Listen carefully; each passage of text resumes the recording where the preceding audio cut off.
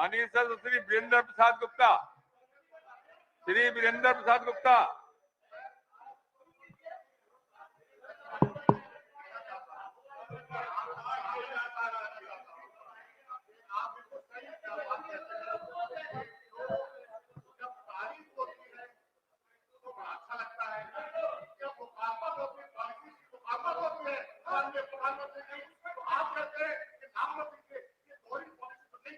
कोई दोहरी पॉलिसी नहीं है, आक्षेप मत करिए।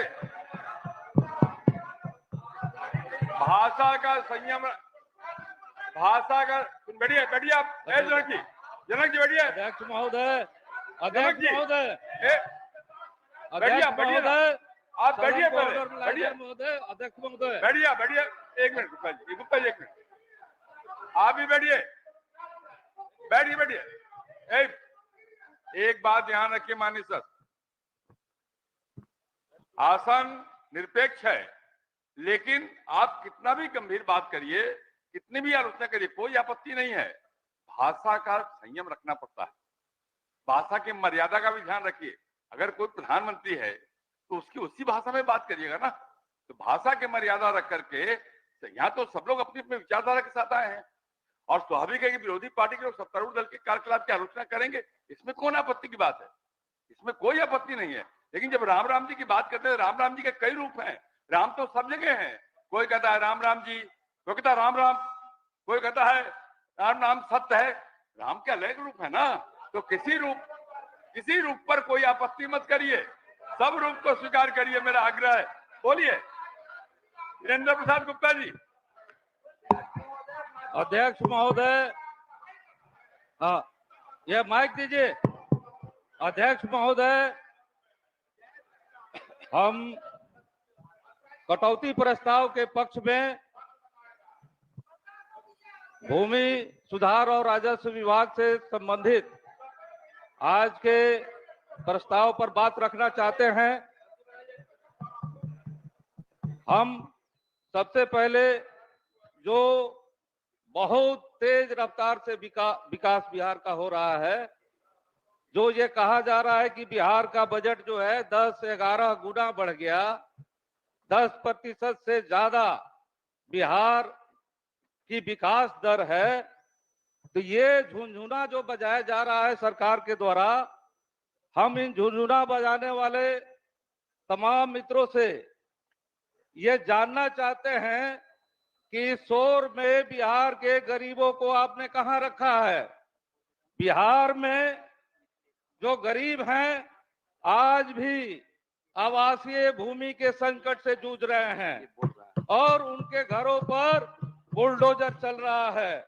हम इस सरकार से ये आंकड़ा की मांग करते हैं कि वो ये भी बताए कि 1948 में जो बिहार सरकार के द्वारा जो अधिनियम पारित हुआ, BPPST एक्ट जो पारित हुआ, जिसमें गरीब जो जहां बसा हुआ है उसको कागज देना था, उसको कानूनी मान्यता देनी थी, वो मान्यता कहां है आज गरीबों की?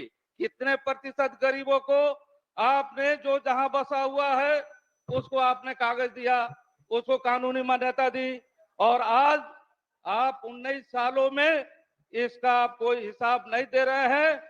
और हर गांव में जो गरीब हैं उनका PM आवास भी अगर स्वीकृत है तो वो आपको बन नहीं पा रहा है। आप ही के आंकड़े से हम कहना चाहेंगे कि बिहार में ही 22-23 में 20,700 से अधिक मकान इसलिए नहीं बन सके कि गरीबों के पास उनकी आवासीय भूमि नहीं थी। इसका इस सरकार को जवाब देना चाहिए। और आपने जो कहा कि हम उसमें से 5% लोगों को आवासीय भूमि उपलब्ध कराए हैं, हम ये दावे के साथ कहना चाहेंगे कि वो 5% क्या है? वो 5% यही है कि जो जहां बसा हुआ है उसको आपने कागज दे दिया, अलग से आपने कोई व्यवस्था नहीं किया।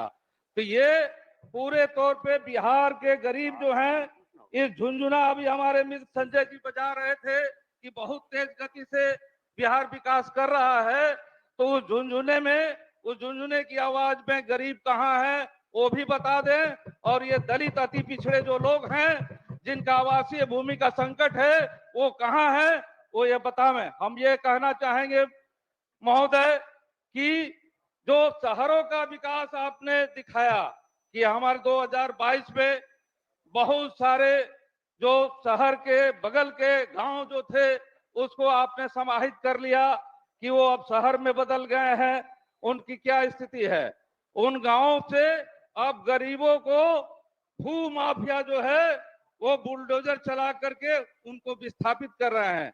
आपका वहां बीपीपी एसटी एक्ट जो है लागू नहीं हुआ, गरीबों को जमीन की मान्यता नहीं मिली और इस लिहाज से उनके पास कोई कागज नहीं है। हम इस सरकार से ये कहना चाहेंगे आपके माध्यम से महोदय कि क्या शहरी जो इलाकों का विस्तार हुआ है, जो गांव आए हैं, उन गरीबों के लिए कोई आपका सरकार का कोई ऐसा नियम या प्रावधान का जिक्र है इस बजट में कि जो गरीब का कागज नहीं मिल सका है, जो कानूनी मान्यता नहीं हासिल कर सके हैं, उनको कानूनी मान्यता दे दी जाए।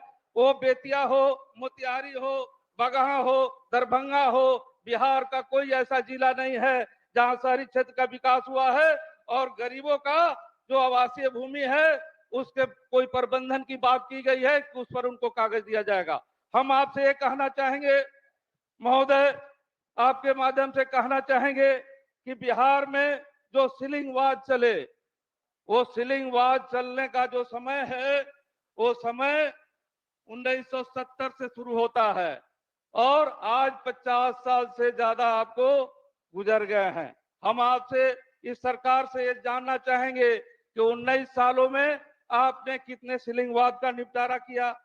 आज भी एसडीओ के कोर्ट में, आज भी एडीएम के कोर्ट में, डीएम के कोर्ट में, कमिश्नर के कोर्ट में, बोर्ड रेवेन्यू में, हाई कोर्ट में, सुप्रीम कोर्ट में 1148 मुकदमे लंबित हैं, जिसमें 1 लाख एकड़ जमीन करीब 99,000 से थोड़ी सी ज्यादा 1 लाख एकड़ जमीन जो है वो 50 सालों से इस अपील में, उस वाद में, इस कोर्ट में, उस कोर्ट में ये आपको चल रहा है।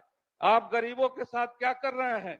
हम इस सदन के माध्यम से ये कहना चाहेंगे महोदय कि ये जो है 50 सालों में गरीबों को सीलिंग वाली जमीन नहीं मिली, ये गरीबों के साथ अन्याय है या नहीं है? आपने जो साहब की सरकार ने ही बनाया एक समय में भूमि सुधार आयोग, और उस भूमि सुधार आयोग में जो 21 लाख एकड़ जमीन चिन्हित किया गया कि वो गरीबों को बांटने योग्य है। यहाँ के भू माफिया हैं, यहाँ के सामंत लोग हैं, यहाँ की चीनी मिलें हैं, उस जमीन को कब्जा किए हुए हैं, लेकिन आप उसको, उस भूमि सुधार आयोग की रिपोर्ट को, जिससे 21 लाख कम से कम परिवारों का, गरीब परिवारों का कल्याण हो जाता, उसका रास्ता निकल जाता, उसका घर बन जाता, आपने कोई पहलकदमी नहीं ली। आपने 19 साल में गरीबों के साथ ये मजाक किया। आपके पास गरीबों के साथ अन्याय करने के अलावा दूसरा